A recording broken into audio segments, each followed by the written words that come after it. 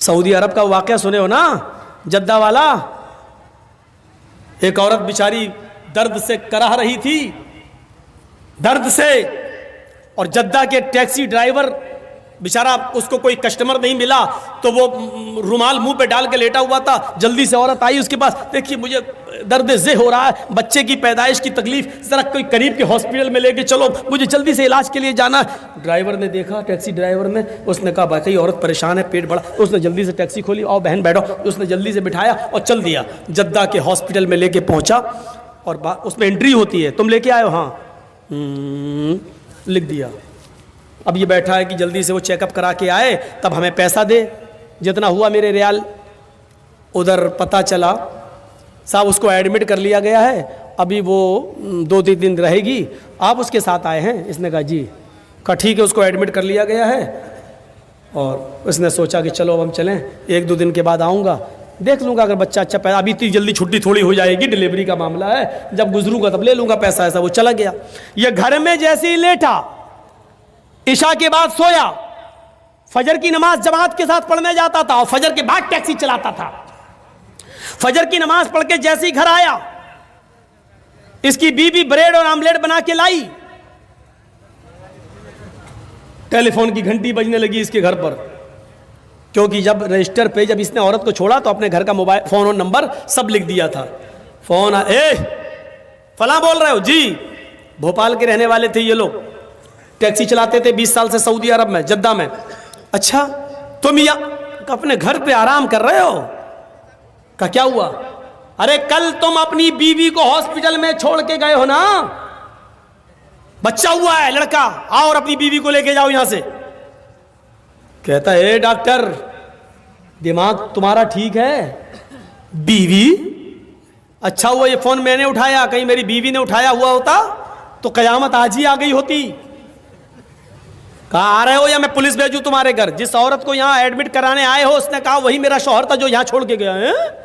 मैं आ रहा हूं, तेरा सत्यानाश जाए चुड़ैल डाइन। उसने टैक्सी चलाई और धर से चलाता हुआ चला गया। कहने लगा क्या बदतमीजी है? उसने कहा तुम मुझे छोड़ के चले गए, तुम्हें शर्म नहीं आई? मैं कितनी परेशान रही। रोना शुरू कर दिया। औरत के आंसुओं में भी बड़ी ताकत होती है। वो कहने लगा ये क्या बदतमीजी है? डॉक्टर साहब ये मेरी बीवी नहीं है। डॉक्टर साहब नोक झोंक तो सब घरों में हो जाती है, थोड़ी सी लड़ाई हो गई, हमें यहाँ छोड़ के चला गया। नहीं मैं ये बेटा अरे मेरा नहीं है, चलो अपने घर के झगड़े अपने घर में खत्म करो, चलो। उसने कहा ऐसा है, चेकअप कर लो। चेकअप कहा डीएनए टेस्ट करे। ये लड़का आदमी तैयार, कहने लगा ठीक है मैं डीएनए टेस्ट करूंगा। मामला इतना बढ़ गया कि डीएनए टेस्ट की नौबत आ गई। जब इसका ब्लड निकाला जाने लगा और लड़के का ब्लड, तब औरत क्या कहती है? डॉक्टर साहब डीएनए टेस्ट कर लीजिए, लेकिन मशीन कभी कभी गलत रिपोर्ट भी दे देती है। अभी आदमी चिल्लाते हुए कहता चुप, गलत रिपोर्ट दे देती है। अभी पता चलता है 2 घंटे के बाद, 3 घंटे बाद जब रिपोर्ट आएगी, या 2 दिन 3 दिन के बाद, तब पता चलेगा। डॉक्टर साहब इसको यहीं रखिए, 2 दिन के बाद रिपोर्ट आएगी, मैं यहाँ हूँ। 2 दिन के बाद गया, डॉक्टर साहब क्या आया? डॉक्टर साहब ने कहा बिल्कुल गलत, ये तुम्हारा बेटा है ही नहीं, जाओ। वो औरत पैर पे गिर गई। डॉक्टर साहब मैंने कहा था ना कि मशीन की रिपोर्ट कभी कभी गलत आ सकती है। आई, अल्लाह की कसम यही मेरा पति है, यही मेरा हस्बैंड है, यही मेरा आदमी है। डॉक्टर कहता है औरत नकले मत दिखा, चाट। ये तो इसका बेटा है ही नहीं, साफ साफ रिपोर्ट में आ गया ये बेटा किसी और का है, इसका नहीं है। वो कहने खूब रोई। डॉक्टर कहता मेरी बहन मैं तुम्हें कैसे बताऊं, इस आदमी की रिपोर्ट इतनी डेंजर है। इस आदमी की रिपोर्ट में तो यह आया है कि ये जिंदगी में कभी बाप बन ही नहीं सकता। तुम कह रही हो कि इसका बेटा ये तो बाप बनने के लायक नहीं है। अब इस आदमी का दिमाग खराब। क्या कह रहे हो डॉक्टर? कहा तुम बाप नहीं बन सकते हो। भाई सॉरी, रिपोर्ट में हे डॉक्टर मेरे 6 बच्चे हैं, तू कह रहा बाप नहीं बन सकते? डॉक्टर बड़ा परेशान। डॉक्टर कहता है ऐसा केस मेरी जिंदगी में पहली बार आया है। अब औरत कहती देखो मैंने कहा था ना कि रिपोर्ट कभी कभी गलत हो जाती है। यह आदमी बोला चुप, यह रिपोर्ट तो सही है कि यह बच्चा मेरा नहीं है, लेकिन यह रिपोर्ट गलत है कि मैं बाप नहीं बन सकता। दोबारा करो। डॉक्टर ने फाइल फेंकी, भाग, मेरा दिमाग खराब करके रख दिया तुम लोगों ने, जा यहां से, जा, ये बेटा तुम्हारा नहीं है, जा पता लगा। अब वो फाइल उठाई और टैक्सी में रखा और चलने लगा। बाप नहीं बन सकता, बड़बड़ाता हुआ जा रहा है।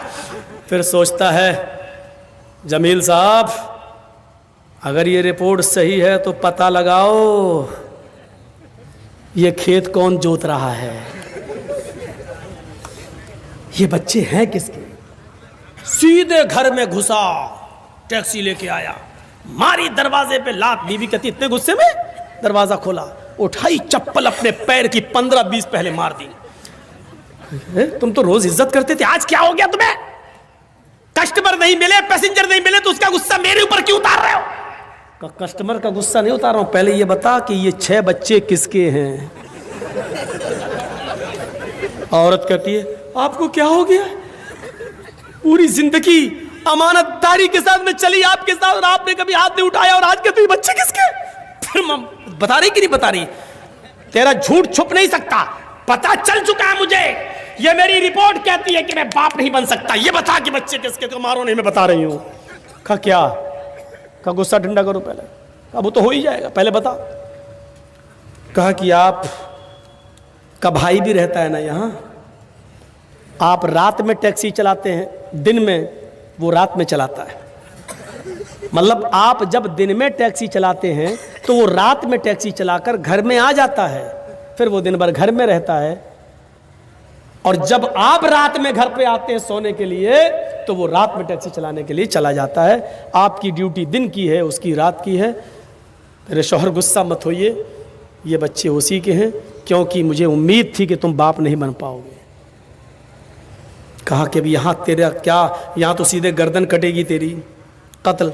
उसने उसी वक्त टिकट बनवाए और वापस भोपाल में आया और अपनी बीवी को तलाक दिया, और इद्दत गुजारने के बाद कहा छोटे भाई से, जब छोटे भाई ने ही मेरे पेट में छुरी भोंक दी और जब बच्चे ही तुम्हारे हैं तो बेहतर यह है कि तुम ही इस औरत को अपने निकाह में रखो, मैंने इसको तलाक दे दी है। बड़े भाई की बीवी को कौन संभाल रहा था? छोटा भाई, देवर। अब ईमानदारी के साथ बताओ ये हदीस कैसी लग रही है? अरअयतल हम्व या रसूलल्लाह, अल्लाह के रसूल क्या देवर से भी पर्दा करूं? अल्लाह के नबी ने कहा हम्वुल मौत, देवर तो मौत है भाभी के लिए। औरों से थोड़ी बहुत पर्दे में कमी हो जाए तो चलेगी, लेकिन देवर तो हर वक्त वहीं रहता, आना जाना। देवर भाभी के लिए मौत है।